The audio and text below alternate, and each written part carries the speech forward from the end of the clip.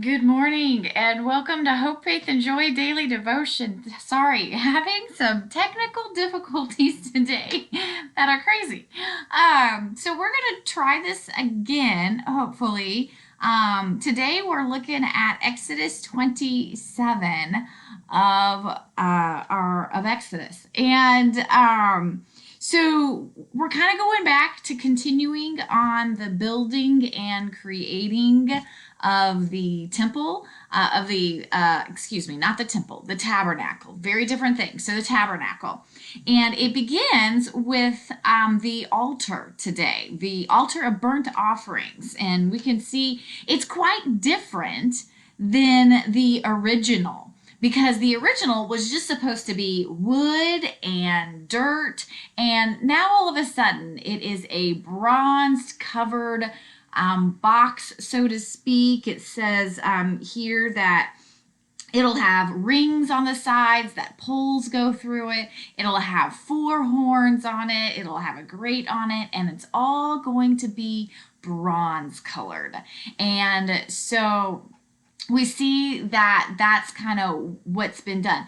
It's pretty fancy, but it's also very mobile because it's part of this community right now, and that's in the wilderness, and their community has to be able to still travel, and so it can go with them. So then the next thing that we have is explaining the courtyard around the tabernacle and what it'll look like and how it'll have tents around it. And so this kind of, creates another sacred space. So there's even a sacred space around the sacred space as people enter into this. And there's a special entrance for it, and there's all these instructions of how to do that. And then finally in this chapter, we find out that there are the oil stands from last time, but the people are the ones who are supposed to provide the oil for the lampstands that are to burn continually.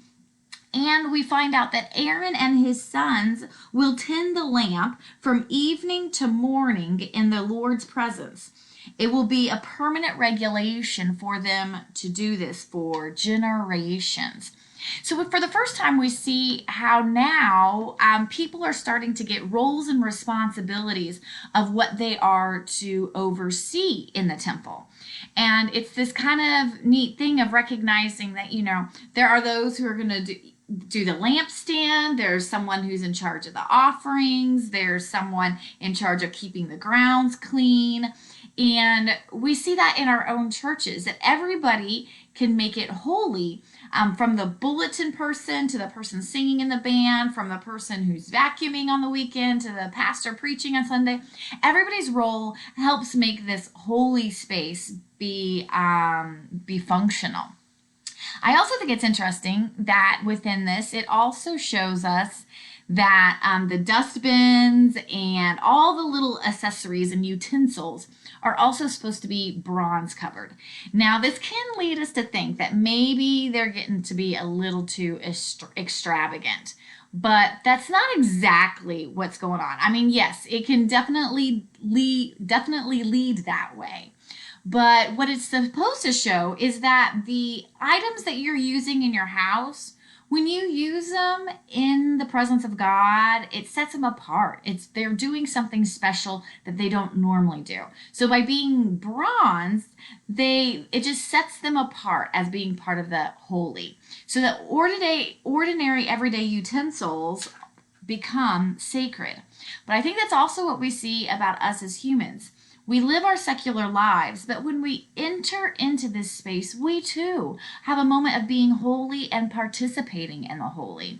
So I encourage you this Lenten weekend to consider, what is your role in being holy in your community of faith? How do you take your gifts and talents and skills that you use on your secular world every day, and how do you bring them in to help the community of faith be part of this holy presence here on earth? And so that's what I leave you with today. And thanks for joining me, Pastor Amanda, with Hope, Faith, and Joy. And I'll see you next week.